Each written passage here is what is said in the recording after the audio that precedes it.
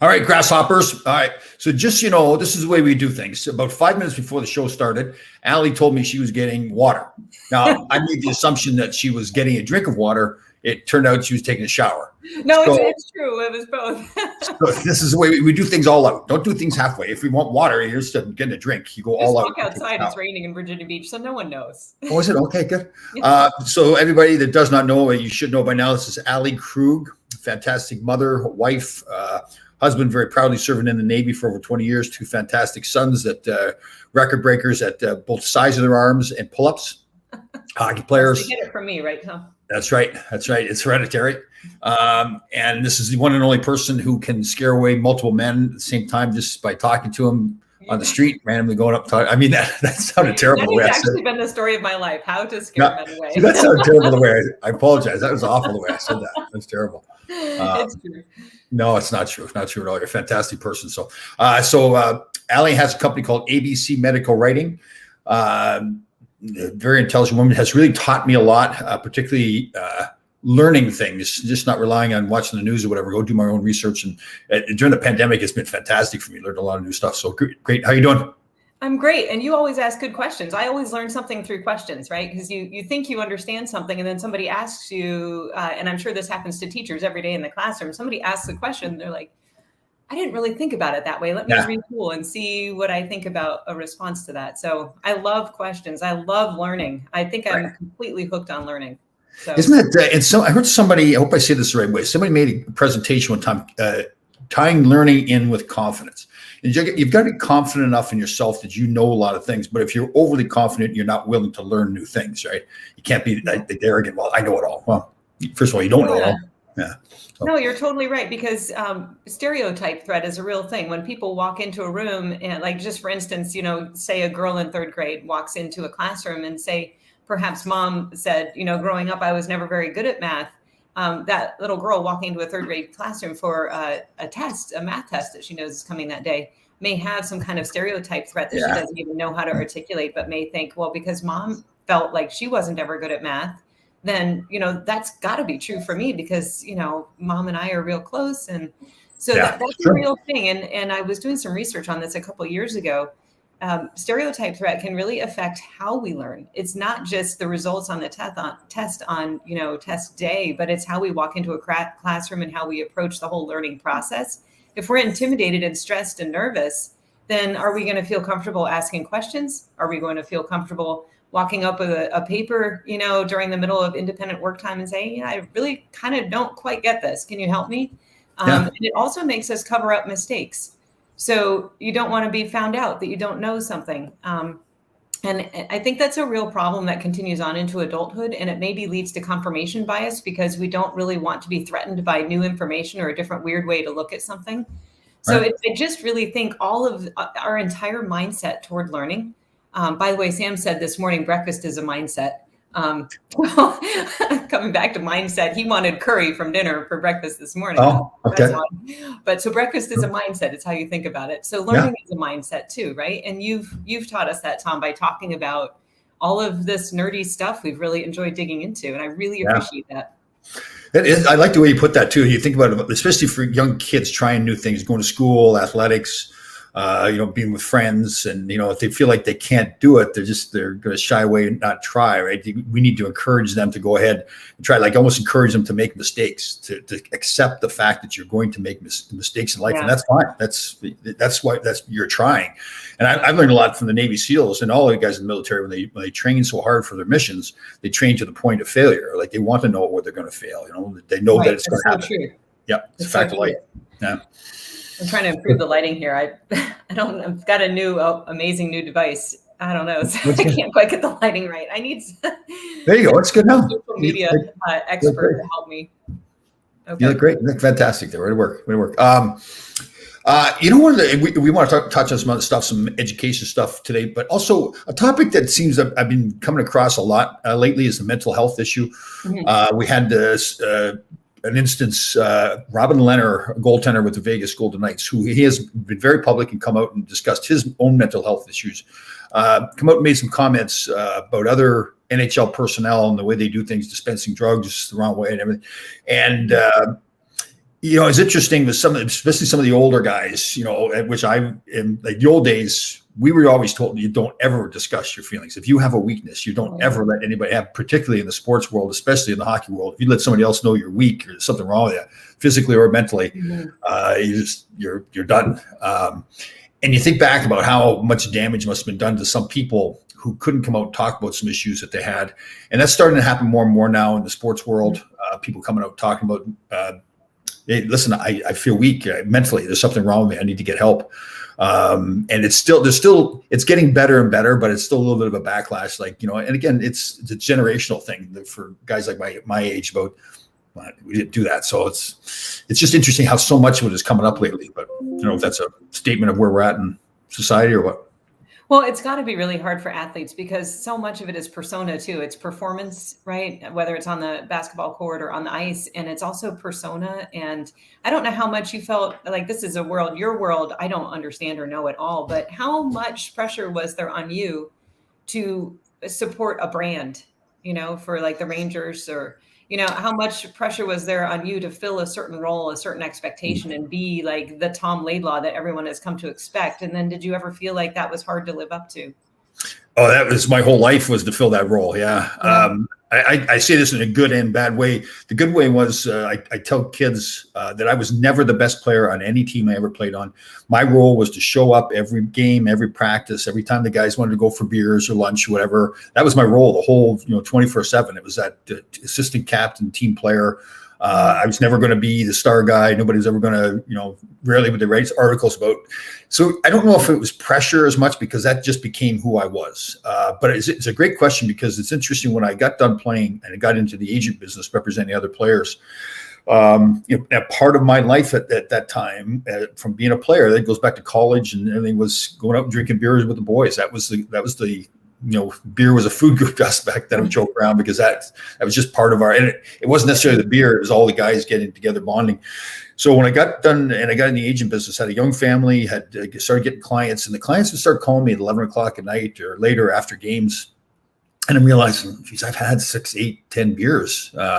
And am I speaking clearly? Am I remembering all the conversations? Am I coherent? So I was very motivated in my career as an agent, and so I really had to take a look at myself, and I didn't intend to stop drinking at all. I just thought, okay, I need to smarten up. Every day for the last 15 years, I have been that beer drinking guy, and that was the culture I was involved in. And I eventually got to the point where I didn't intend to do it, but I quit drinking for 5 years. So it was really an eye opener. It was great for my career as an agent, as a person. Just it was one of those things.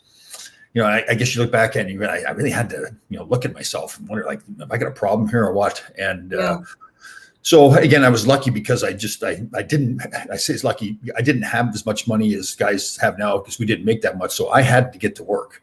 And I say I was lucky because there's no, like, sometimes guys know they have millions of dollars in the bank, so they could take some time off and do whatever. I had to get right after it. And it was great for me because I just had something else to sink my teeth into. So, to your point, I didn't know if I ever felt pressure, but it certainly shaped who I was to be that team guy. And a lot of great. It sounds like your transition out of that world and into your post-game world was interesting too. And, you were probably trying to, figure out who you were. And kind of reinvent yourself in a way. Yeah. And I would imagine, like having a few beers at night would kind of make that transition a little bit easier, because I would imagine there's almost a sense of loss of your prior intensity. And then now what? I mean, marathoners actually go through that. You go through intense training for, however long it is. I've run 5 marathons, and I don't actually train the way I should. I just run every day. And I surprise myself with a marathon every now and then. Yeah. So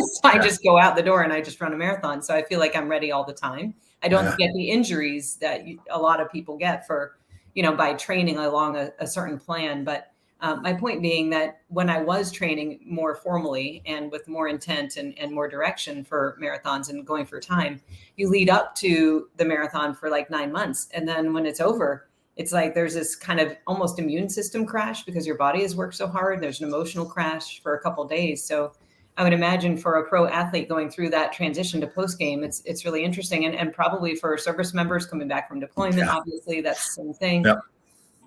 It's weird how your mind kind of plays tricks with there, because I felt one of my big concerns about not drinking anymore was, were people going to accept me? Because I had become that guy, like, Tom's going to show up every day and he's going to work out, he's going to drink his beers, and that's who I become. And come to find out, if we were in a setting where everybody else is out having cocktails, whatever, they didn't even notice I wasn't drinking beer. They could care less. They were having their cocktails, and and I laugh about it now because it really bothered me. I started like, God, that's become. And looking back, I'm so glad I broke away from it. Yeah. It's so true. In high school, I felt that way too, because I really didn't drink. And and in college too. And I felt like it would be so conspicuous. Like everyone would know that I wasn't drinking. And honestly, they have a beer or two and then they completely forget. And then they're thankful that there's a designated driver around who can throw the keg in the back of the Toyota Corolla and, 4 football players and take them to the next place. So like my little Toyota Corolla was just utterly packed. I don't know how it got around the streets of Charlottesville. Yeah. It is funny. Ron, one of our listeners here, Ron Jameson, brings up a good point. Once one stops drinking, people start believing you and not questioning if it's beer talk. It's true. And I have found in the transitions I've made, transitioning from a player to an agent, stopping drinking, this new True Grit life, I've switched gears a number of times in my life, in my career. And I think people like look at you, and I didn't plan it this way, but they look at you with more respect too, right? That you're not afraid to change things and do something different. So, yeah, I love that point. And, I do also appreciate, having been through lots of interesting and challenging things in my own life, that, escaping to a couple drinks is something that comes very easily. It is a wonderful escape from time to time. But two things I wanted to mention. One is doing that every day means that we are actually affecting our health. And so when men start drinking 3 or 4 drinks or more a night, it starts actually causing hardening of the arteries. And that's not good for your cardiovascular health, nor for weight management, weight control, and feeling good the next day. Same is true for women. I think it's over 2 drinks or so. So that's one. And the other is, like, there's other ways to deal with the kind of emotional fallout and the baggage that we have to process. And I've found that personally, throwing on some headphones and listening to music and writing, don't be afraid of the bad emotions that we like classify as bad. Like, things that make you really, really sad may contain something extremely beautiful within. So you like loss, right? So loss is a really sad thing to go through. But why are you sad? Because you loved someone or something or an experience so very much. So try to go all the way through that portal of grief and circle back around. I don't know if you've ever seen a Klein bottle, but it's like this continuous weird shape of glass. We'll have to bring up a picture of a Klein bottle, or maybe one of your listeners can. But what is it called? A pine bottle? Klein bottle, Klein. Okay. So I just kind of, this is coming to me now, and it may make no sense whatsoever, but I feel like grief and depression are a Klein bottle. They're connected to joy and happiness in some way, inextricably, because we're grieving the loss of something that we truly love. And I just to try to process that and, write about it when it comes to me. So instead of trying to make it go away by running or being angry or something, which are both fine, I can run and I can also be upset, but I also want to preserve that memory and encapsulate it and write about it. And then I have like 1 or 2 friends that I can just send that, outpouring to in an email. Hey, good job. Yeah. Can you all see that? So it's all one piece, really. So explain that to me again. So what's the purpose of that? The purpose. It's a mathematician thing. It's something Sam could explain. Maybe my husband could explain better, but it's just, it's a shape, an odd shape that is all connected. It's one surface. And so it's really just kind of a mental puzzle to figure out how that actually works. But if you go on YouTube and you look for Klein bottle, Klein, and you surf around for videos, you'll find a guy who actually makes a whole bunch of Klein bottles, and he has them stored under his house, and he has a little robot that can go and retrieve a particular one. It's just a fascinating guy. Very cool. Anyway, that was a weird digression, but it's another way. That's great. I learned something new. I didn't know what a Klein bottle was. And I like that. Sam has a shirt with a Klein bottle on it. Oh, but what does it symbolize? Is there some, does it symbolize something? I don't know. Good question. I'm going to research that. That's good. Yes. Like we'll come back to that next week and what is the purpose of it? I don't know. Yeah. Interesting. I mean, that's one of those things that you think, okay, there's a Klein bottle. Whoever would have thought to make a Klein bottle? Right. Yeah. Wow. It's probably a mathematician. They come, Sam has told me so many things about mathematicians that, he has said for probably 5 years now that mathematicians are just fundamentally lazy. And that's why he's so difficult to work with, because he would rather work 12 hours to find an easier solution to solve a problem than to just follow the formula that's given. That's cool. See, I like that. I like that. My sons are like that too. I think not because of me, because sports has really helped them, particularly my older one, be like that. Because if he wanted to make a team, he wasn't good enough. He had it in him, and it wasn't me. It was to go work harder at it and go make a team. So he has that opinion now that he can just figure anything out. Him and his wife bought himself a house, and they're doing all these things he'd never done before. And again, he doesn't do it halfway. Like if it's gonna be done properly. They can't use the excuse, well, this is the first time I've done it, so it's not gonna be as great. Good for him. Yeah. Good for him. Is this the older one or the younger one? The older one, Shane, but the younger one, Cody, is like that as well. Same thing. Yeah, they're both very much like, okay, maybe I don't know it now, but I'm going to figure it out. And they're pretty so quiet. Great. Do you know that teachers have spent the last 10 years talking about that very thing, the growth mindset? Right. The growth mindset. Not yet. I may not know it yet, but I will. Right. That's why I like when I've learned to. So if somebody asks me if I can do something, I've learned to just say yes. And then very often if I go to do it and I fail, they're, well, Tom, I told you can do it. I said, well, I haven't. I can do it. I just haven't done it yet. That doesn't mean just because I failed at it once, right? And I think it goes back to what you talked about with kids too. It's not just kids, but younger people in general, coming up and trying new things, not be afraid to make those mistakes, right? Become that person that can try things, make a mistake, get back up again. Pretty soon then people won't doubt you anymore, because they're going to see over and over that, okay, he hasn't got it yet, or she hasn't got it yet, but she will get it. It takes time though. I mean, I sit here comfortably saying that now, but it's still hard, as a 50-year-old woman, if somebody yells at me for getting something wrong or not understanding something, man, that cuts deep. I mean, I work really, really hard, and I would not say I'm the smartest, tool in the shed.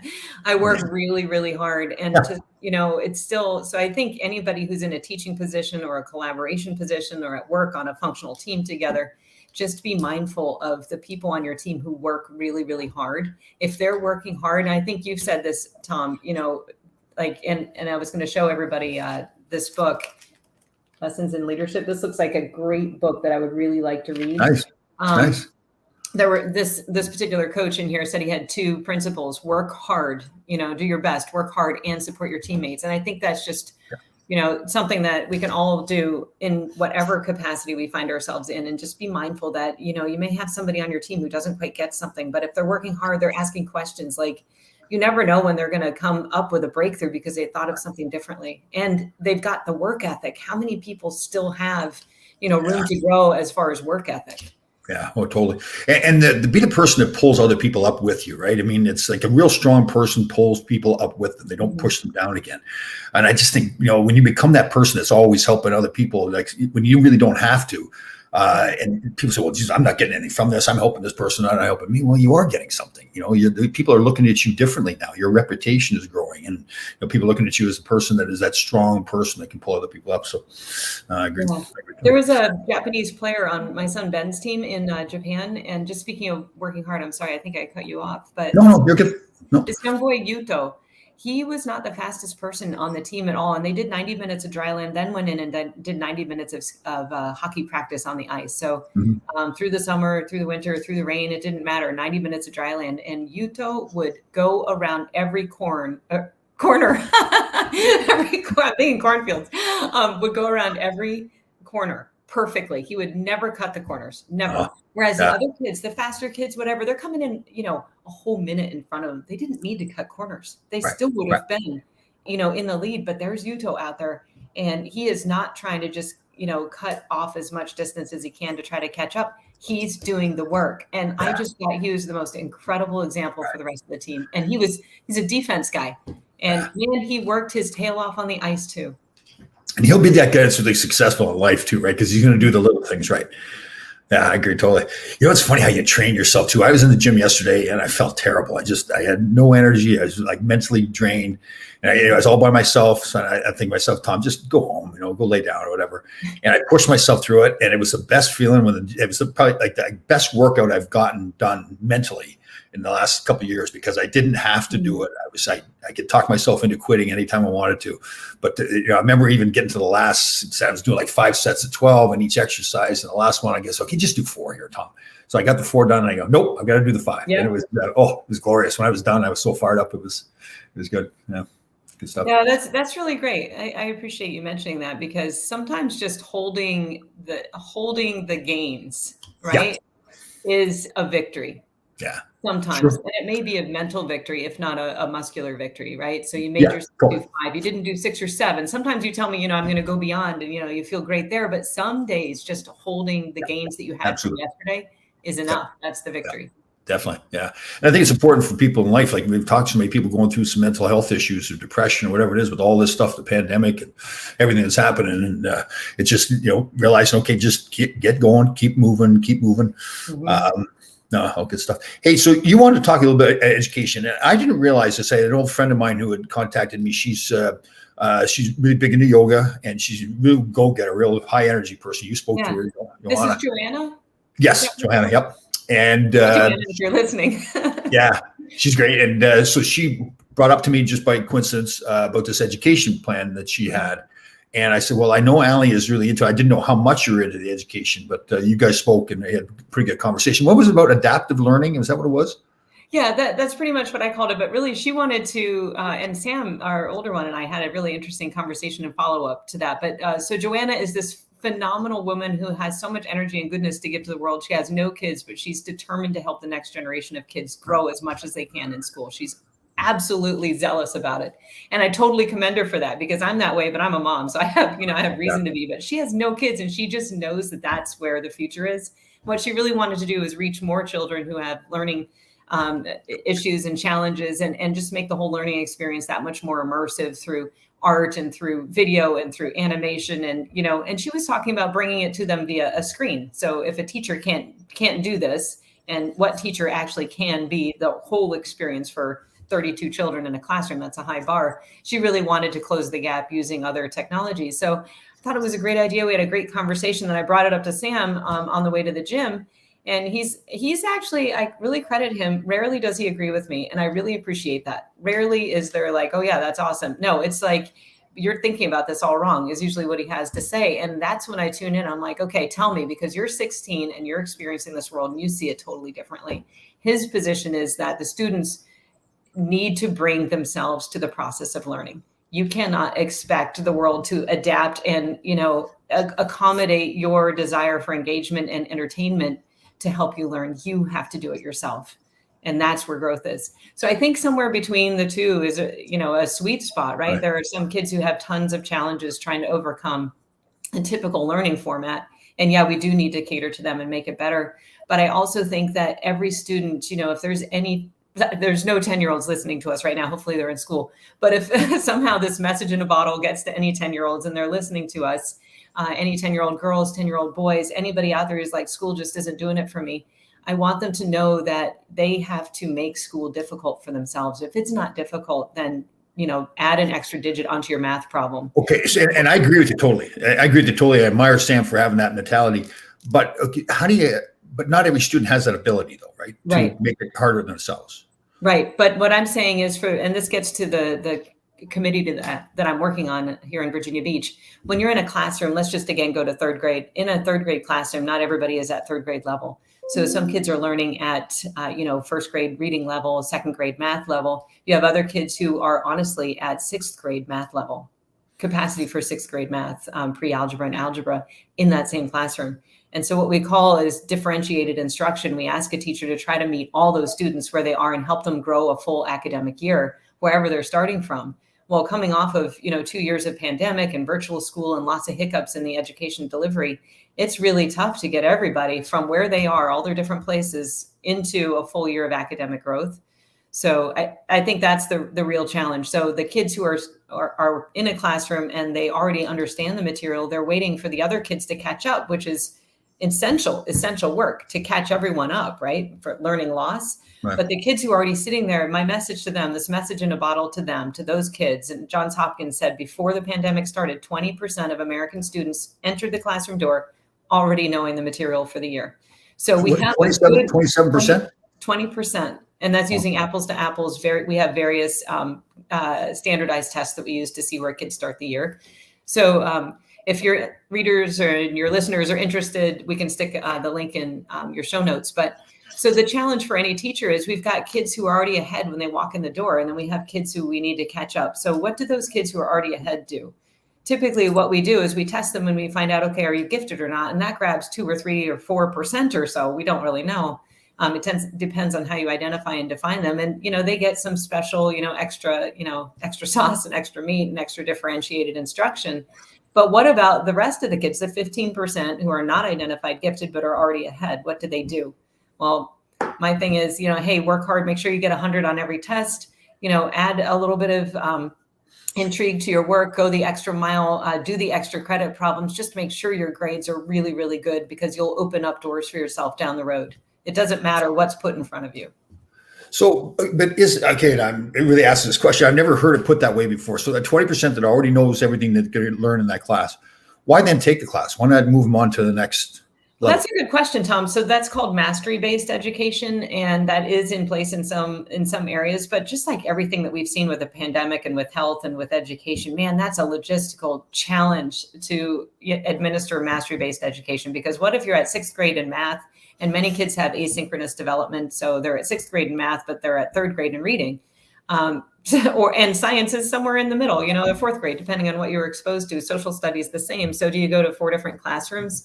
So logistically, it's super challenging. So I think the best thing that we can do is engage the families, engage the moms, engage the dads. And in medicine, it's called bolus dosing. It's like 2 pills to start your Z-Pak, and then every other day for the rest of the 5 days of your medicine is 1. So what I did with my kids is 45 minutes of extra math instruction once a week, just to give them something else to think about. And then with those tools in hand, if they were given homework or independent work in the class, they could make it harder for themselves based on what they already learned from me on Monday. So it's something that all of us need to work on and think about, is how to better engage kids in education wherever they are. So kids, are they currently tested at the start of the year to find out if they already know all the stuff?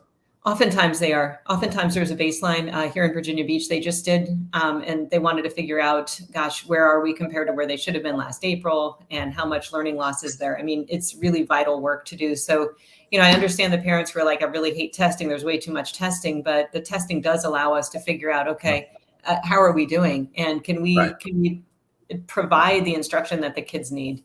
So I think that there's, again, a sweet spot, not too much testing, not too little. Right.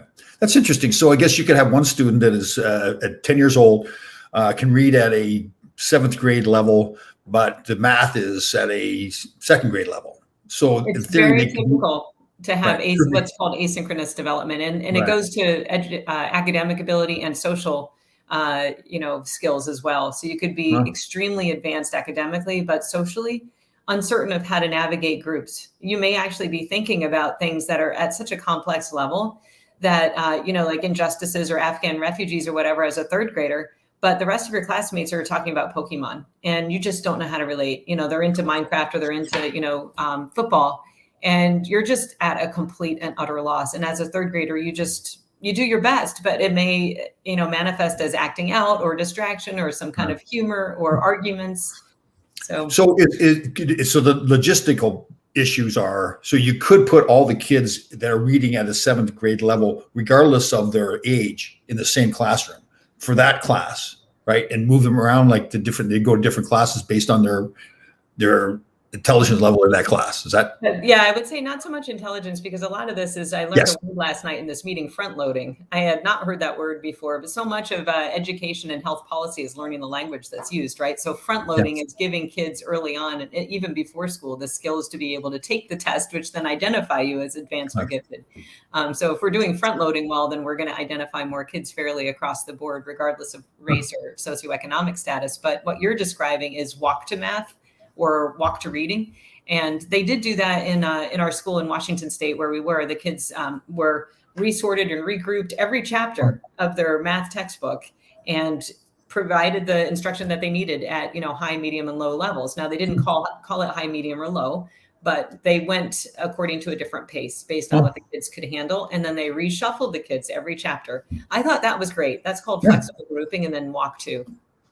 I think I'm just trying to think of I've really never thought about that before. I'm trying to think of the negative about that. I mean, so you've got kids that could be 3 or 4 years in different ages. Is that a problem, all of them being in the same classroom, socializing with that big of a difference in age? I should be clear that when you're talking about such tremendous asynchronous capacity in math and reading, that Well, is that's a nice word. that way. That's a nice word, asynchronous. Very nice. Yeah, with such big disparities there, that's not typical. That's really the edge case. Okay. Typically, kids are much closer. They're maybe a year different, right? Okay. And most curricula has a +1, -1 ability to go up or down, within a band. So most kids, 68% of kids in a distribution curve fit within that, right around the mean. But the edge cases, I'm an odd duck myself. I love the edge cases. And I just really love interesting people and better meeting their needs. And they're fascinating to me. Yeah, that's pretty thoughtful stuff. Like I didn't even know that was possible to do that. Is that the norm? Like in most schools, and I hate to say it like this, I hope I don't say this insulting teachers because they're fantastic, but is it just like, okay, here we've got this cookie cutter way we do business here at school, and that's it? We're not being thoughtful like that and putting the kids. No, I would say most school districts are thoughtful about it, and most school districts do have professional development every year, and they have a high bar that we're going to do what's called differentiated instruction, and we have lots of supports for catching kids up. We have supports for advanced kids, but typically what happens in my experience as a parent is there's more support for catching kids up because we have to get everyone to a level of proficiency in order to move forward.